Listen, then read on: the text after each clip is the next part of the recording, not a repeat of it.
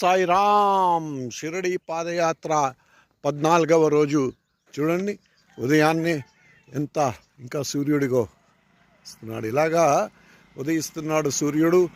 పచ్చని పొలాలు చూడండి, ప్రకృతి వాతావరణం అంతా ఎంతో పచ్చదనం, చుట్టూరా పచ్చదనం తప్పితే ఇంకేమీ లేదు. ఈ పచ్చదనాన్ని చూస్తూ ఉంటే, ఈ ప్రకృతిని చూస్తూ ఉంటే అణువులోనూ మనకి సాయినాథుడు కనిపిస్తాడు. అడుగు అడుక్కి మనకి సాయి దర్శనం అవుతూ ఉంటుంది.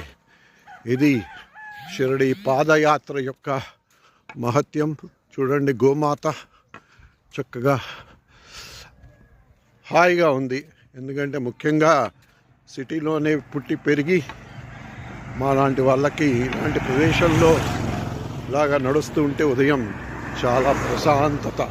సాయినాథ్ మహారాజ్కి